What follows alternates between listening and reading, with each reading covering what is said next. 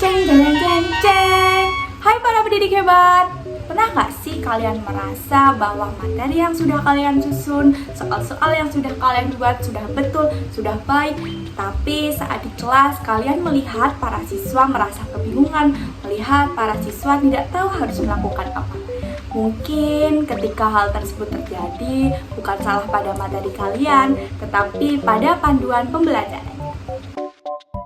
Oleh karena itu, pada video kali ini, aku Nurul Adila Salasa, mahasiswa program Kurikulum dan Teknologi Pendidikan Universitas Negeri Semarang, akan membahas mengenai lembar kerja peserta didik atau LKPD. Pada video kali ini, aku akan membahas definisi LKPD, komponen-komponen wajib LKPD, serta tips and trik untuk membuat LKPD agar membuat siswa terus semangat belajar. Jadi, yuk simak bersama. LKPD. Sebenarnya apa sih teman-teman LKPD itu? Tapi sebelum itu, disclaimer dulu nih, jangan samain LKPD kayak kumpulan-kumpulan soal yang isinya tuh cuman soal ABC. Itu beda banget ya teman-teman. Jadi LKPD menurut Pak Prastowo merupakan kumpulan-kumpulan soal yang sudah dikemas secara sedemikian rupa agar peserta didik itu mampu untuk memahami materi secara mandiri, di mana hal tersebut sangat amat relevan dengan kurikulum sekarang, di mana guru itu hanya sebagai fasilitator, bukan sebagai pemandu pembelajaran. Nah, di dalam LKPD itu terdapat kumpulan-kumpulan soal, baik secara teoritis maupun secara praktis. Begitu teman-teman. Jadi, definisi LKPD adalah kumpulan-kumpulan materi serta soal pembelajaran yang sudah dikemas supaya peserta didik mampu untuk mempelajari materi secara mandiri. Nah, setelah tadi kan dibahas mengenai definisi LKPD yang dihususkan untuk agar peserta didik mampu memahami materi secara mandiri. Nah, sekarang aku bakal kasih tahu ke kalian mengenai komponen-komponen yang wajib yang harus ada di LKPD. Nah, apa aja itu? Yuk, simak bersama. Jadi, menurut Depdiknas pada tahun 2008, dalam panduannya disebutkan ada 6 komponen minimal yang harus ada dalam sebuah LKPD. Yang pertama, yaitu judul, di mana ini adalah identitas utama. Judul harus jelas dan mencerminkan materi pokok yang akan dipelajari agar siswa langsung paham apa fokus pembahasan materi tersebut. Yang kedua, petunjuk belajar. Hal ini berisi panduan teknis bagi peserta didik.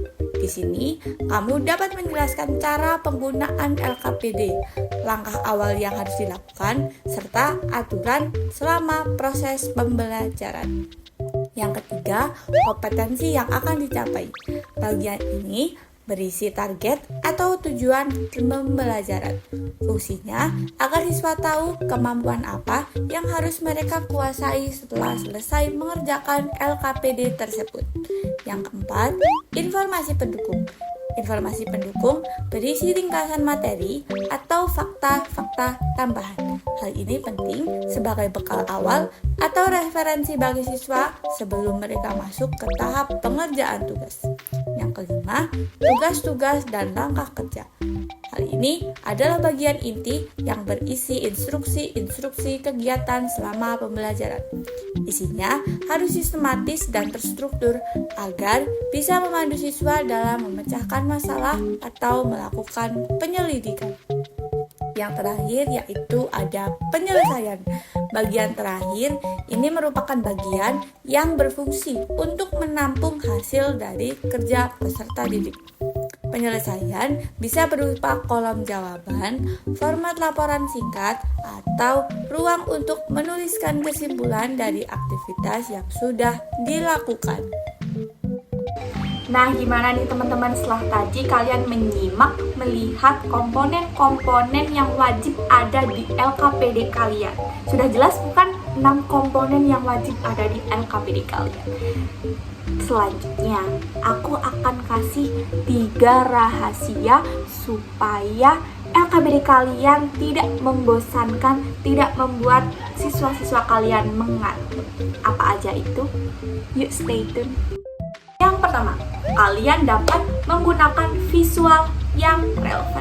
Jangan biarkan LKPD kalian penuh rapat dan padat dengan teks-teks yang sangat membosankan itu. Tetapi kalian dapat menambahkan icon-icon, ilustrasi-ilustrasi, atau bahkan diagram untuk mempercantik LKPD kalian. Tetapi selain untuk mempercantik LKPD, visual-visual tersebut harus dapat mampu membantu siswa untuk menelan instruksi secara lebih cepat. 2. Fokus pada aktivitas yang nyata daripada pertanyaan. LKPD yang asik, LKPD yang keren lebih didominasi oleh instruksi secara langsung daripada pertanyaan. Sebagai contoh, sebutkan 3 cara menabung. Nah, kalian bisa mengganti instruksi tersebut dengan kalimat: sebutkan 3 barang yang ingin kalian beli. Kemudian hitung berapa lama kalian harus menabung. Nah, dengan pertanyaan atau instruksi tersebut, siswa bisa dapat langsung memikirkan pembelajaran tersebut dengan lebih nyata daripada pertanyaan yang teori. 3. Berikan ruang untuk berkreativitas. Jangan biarkan para siswa hanya berkutat pada kotak jawaban yang kaku, tetapi biarkan siswa untuk berkreasi, biarkan siswa untuk menggambarkan ide-ide mereka, biarkan siswa untuk membuat peta konsep mereka, atau bahkan jika LKPD berbentuk digital, biarkan siswa untuk mengupload foto-foto hasil dari karya mereka. Ingat bahwa LKPD itu merupakan gambar kerja berekspresi, bukan soal jawaban ujian yang kaku. Baik teman-teman, setelah tadi kita membahas tentang definisi LKPD, komponen-komponen wajib LKPD, dan sedikit tips and trik supaya LKPD kalian tidak membosankan. Mungkin cukup itu video dari aku, Nur Adila Salasa. Semoga bermanfaat. Bye-bye para pendidik hebat. Dah.